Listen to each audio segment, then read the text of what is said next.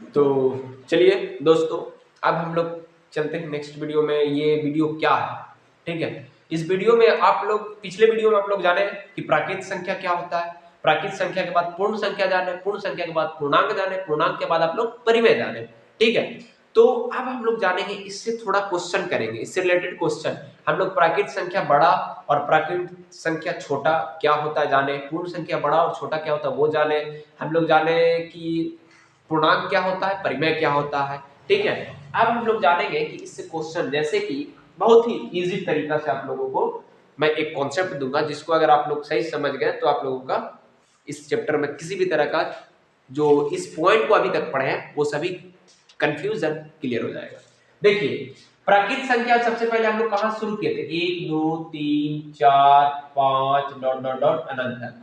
पूर्ण संख्या कहां से, 0 1 2 3 डॉट डॉट डॉट अनंत तक, ठीक है। पूर्णांक संख्या क्या बोले थे, प्राकृत संख्या का धनात्मक और प्राकृत संख्या का क्या, ऋणात्मक। तो हम लोग कहेंगे 0 1 2 3 4, ये माइनस में क्या रहेगा, माइनस में क्या रहेगा, माइनस में रहेगा, और कॉमा 1 2 उसके बाद 3 4 डॉट डॉट डॉट अनंत तक, कहां तक, अनंत तक, ठीक है। तो ये हमारा पूर्ण संख्या था, क्या था, पूर्ण संख्या। फिर उसके बाद परिमेय संख्या जाने, जिसे p बाई क्यू के रूप में लिख सकते हैं, और q बराबर 0 ना होना चाहिए, q बराबर 0 नहीं होना चाहिए। उसके बाद क्या हुआ कि हम लोग जाने कि 3/2 ये प्राकृत संख्या, परिमेय संख्या है, 3.2 परिमेय संख्या है, 3.33 ये भी, और इस पर बार दिया हुआ है, ये भी परिमेय संख्या है, कॉमा 22/7 ये भी परिमेय संख्या है। कौन सा संख्या, परिमेय संख्या है। तो यहां तक आप लोग पहले जान लीजिए कि इसमें कोई कंफ्यूजन है तो बताइए, ठीक है, कमेंट कीजिए कि मुझे इस तरह का कंफ्यूजन इसमें हो रहा था। अब देखिए, इसमें और क्वेश्चन करूंगा, ठीक है। देखिए, आपसे पूछ सकता है, क्या सभी सभी प्राकृत संख्या, क्या सभी प्राकृत संख्या को हम लोग पूर्ण संख्या कह सकते हैं, सभी प्राकृत संख्या को हम लोग पूर्ण संख्या कह सकते हैं। देखिए, ये प्राकृत संख्या, ठीक है, ये प्राकृत संख्या इसमें आ रहा है कि नहीं, टोटल पूरा का पूरा प्राकृत संख्या पूर्ण संख्या में आ रहा है कि नहीं। तो हम लोग कहेंगे कि सभी सभी प्राकृत संख्या को हम लोग पूर्ण संख्या कह सकते हैं। यानी कि क्वेश्चन लिखिए कि सभी सभी प्राकृत संख्या को, सभी प्राकृत संख्या को हम लोग पूर्ण संख्या कह सकते हैं। तो कहेंगे जी हाँ, हम लोग सभी प्राकृत संख्या को पूर्ण संख्या कह सकते हैं, क्योंकि देखिए ये प्राकृत संख्या ये पूर्ण संख्या के अंदर पूरा आया कि नहीं, ये पूर्ण संख्या के अंदर आया कि नहीं, 0 घटा दीजिए तो ये पूरा प्राकृत ही है ना, यानी कि सभी प्राकृत संख्या पूर्ण के अंदर आता है, ठीक है। ये एक कॉन्सेप्ट और दूंगा मैं, ऐसा कॉन्सेप्ट दूंगा जिसमें आप लोगों को किसी भी तरह का कंफ्यूजन नहीं रहेगा। फिर क्या है कि पूछेगा कि सभी प्राकृत संख्या को, सभी प्राकृत संख्या को हम लोग, सभी प्राकृत संख्या को हम लोग क्या पूर्णांक संख्या कह सकते हैं, सभी प्राकृत संख्या को हम लोग पूर्णांक संख्या कह सकते हैं। ये पूर्णांक संख्या है ना, अगर आप वीडियो नहीं देखे हैं, पिछले वाला वीडियो जाके देखिए तो आप लोगों को समझ में आ जाएगा कि प्राकृत संख्या क्या होता है, पूर्ण संख्या, पूर्णांक और परिमेय संख्या क्या होता है, पूरा क्लियर समझ में आ जाएगा, ठीक है। तो सभी प्राकृत संख्या को हम लोग पूर्णांक संख्या कह सकते हैं, तो कहेंगे जी कह सकते हैं, क्योंकि देखिए सभी प्राकृत संख्या हमारा किसमें है, देखिए इसमें है कि नहीं, इसमें यहां से यहां सभी प्राकृत संख्या है कि नहीं, तो हम कहेंगे जी हाँ, सभी प्राकृत संख्या को हम लोग पूर्णांक संख्या कह सकते हैं, ओके। उसके बाद क्या होता है कि सभी सभी प्राकृत संख्या को, सभी प्राकृत संख्या को हम लोग परिमेय संख्या कह सकते हैं। तो सभी प्राकृत संख्या को हम लोग परिमेय संख्या कह सकते हैं। कैसे कह सकते हैं, सभी प्राकृत संख्या को परिमेय संख्या इस तरह से कह सकते हैं, क्योंकि इन सभी के नीचे क्या लगा हुआ है, 1 लगा हुआ है, जो कि मैंने पिछले वीडियो में बता चुका है, ठीक है। इसके नीचे क्या लगा, 1, यानी कि q p by q के रूप में ये हो सकता है, इसे हम कह सकते हैं अभी। और q बराबर 0 नहीं होना चाहिए, तो 1 है तो ये तो 0 नहीं रहा है, तो ये हमारा क्या कहलाएगा, परिमेय संख्या कहलाएगा। क्या कहलाएगा, परिमेय संख्या कहलाएगा। तो इससे रिलेटेड 1 2 3 तीन क्वेश्चन, तीन कॉन्सेप्ट आप लोगों को क्लियर हो गया। अब देखिए, अब आपसे बोल सकता है, अब आपको क्या बोल सकता है कि सभी सभी पूर्ण संख्या को प्राकृत संख्या कह सकते हैं। सभी, सोचिए जो पहले आएगा, जो पहले आएगा, यानी कि अगर सभी पूर्ण संख्या बोल रहा है ना, सभी पूर्ण संख्या, तो सभी पूर्ण संख्या मतलब कि जितना है इसको हम प्राकृत संख्या कह सकते हैं, नहीं कह सकते हैं। ये सभी पूर्ण संख्या इसके अंदर में आता है, नहीं आता है, सिर्फ इतना आता है। तो सभी कहना गलत होगा। तो हम लोग कहेंगे सभी पूर्ण संख्या को प्राकृत संख्या नहीं कह सकते हैं। ओके, ये हो गया। फिर उसके बाद क्या है, सभी पूर्णांक संख्या, क्या है, सभी पूर्णांक संख्या को हम लोग, सभी पूर्णांक संख्या को परिमेय संख्या कहते हैं, कह सकते हैं। सभी पूर्णांक बोल रहा है, सभी पूर्णांक को। तो देखिए, तो ये सभी पूर्णांक को हम लोग इसमें देख रहे हैं, इसमें है सभी पूर्णांक संख्या, इसमें है नहीं ना है, तो हम लोग कहेंगे सभी पूर्णांक संख्या को हम लोग परिमेय संख्या नहीं कह सकते हैं। क्लियर है, ये भी क्वेश्चन हो गया। ये पूछ सकता है, आप लोगों से क्वेश्चन पूछ सकता है बाई चांस, ठीक है।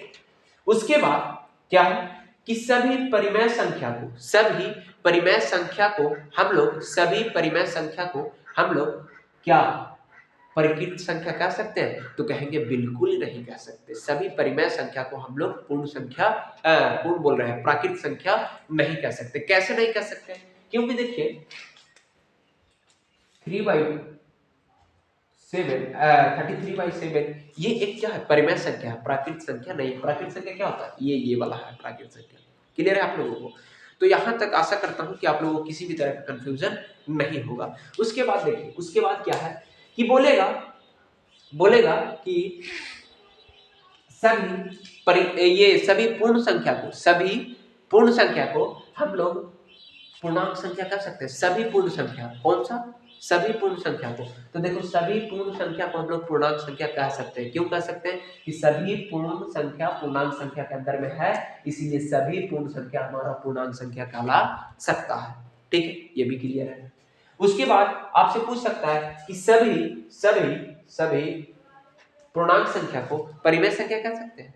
सभी पूर्णांक संख्या को परिमेय संख्या कह सकते हैं? तो कहेंगे हाँ, हम लोग बिल्कुल कह सकते हैं। तो ये भी क्लियर हो गया। उसके बाद आप लोगों से कह सकता है कि सभी जो ये हमारा कौन सा संख्या है, पूर्णांक संख्या है, सभी पूर्णांक संख्या को, सभी पूर्णांक संख्या को हम लोग परिमेय संख्या कह सकते हैं? तो कहेंगे जी हाँ, हम लोग कह सकते हैं। -3/2 अगर है तो ये तो हमारा परिमेय संख्या है, लेकिन -3 है तो इसके नीचे क्या है, 1 है, तो ये p/q के रूप में है, इसीलिए हम लोग इसको भी क्या कर सकते हैं, परिमेय संख्या कह सकते हैं। यानी कि सभी पूर्णांक संख्या को परिमेय संख्या कह सकते हैं। लेकिन ठीक इसी का उल्टा, ठीक इसी का क्या बोलते हैं, उल्टा। क्या बोले कि सभी पूर्णांक संख्या, सभी पूर्णांक संख्या, ये पूरा सभी पूर्णांक संख्या को हम लोग ये कह सकते हैं, पूर्ण संख्या कह सकते हैं? नहीं कह सकते। क्यों नहीं कह सकते हैं? क्योंकि देखिए, ये वाला सभी चीज हमारा इसमें नहीं है, इसमें नहीं है, इसीलिए हम लोग सभी पूर्णांक संख्या को, सभी पूर्णांक संख्या को पूर्ण संख्या नहीं कह सकते हैं। ठीक है। उसके बाद सभी परिमेय संख्या को, सभी परिमेय संख्या को पूर्णांक संख्या कह सकते हैं? तो कहेंगे नहीं सर, हम नहीं कह सकते हैं। क्यों नहीं कह सकते हैं? क्योंकि देखिए, इसके अंदर में ये सभी चीज हमको नहीं मिलने वाला है। 3.2 आपको इसको अंदर मिल रहा है? नहीं मिल रहा। तो हम कहेंगे सभी जो पूर्ण संख्या है उसे हम लोग परिमेय संख्या नहीं कह सकते हैं। सभी परिमेय संख्या को हम लोग पूर्ण संख्या नहीं कह सकते। यहाँ तक क्लियर है?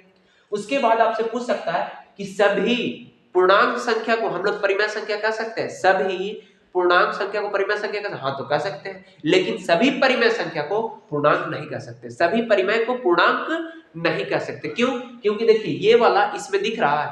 नहीं दिख रहा है। तो नहीं दिख रहा है तो हम लोग सभी परिमेय संख्या जो है उसे हम लोग पूर्णांक नहीं कह सकते हैं। क्लियर है? अब इसको एक चित्र की सहायता से हम लोग जानेंगे। ठीक है, मैं एक शॉर्ट आपको समझने के लिए, ये हमारा नेचुरल नंबर है, ये होल नंबर है, यानी कि हम समझने के लिए W से होल नंबर होता है, होल नंबर, और ये I से इंटीजर नंबर, R से रेशनल नंबर के लिए। अब एक मैं चित्र बनाता हूं, उससे आप समझिएगा। देखिए, ये मैं बनाया नेचुरल नंबर, ये मैं बनाया होल नंबर, ये मैं बनाया इंटीजर्स नंबर, और ये मैं बना दिया रेशनल नंबर। कौन सा नंबर? Rational number.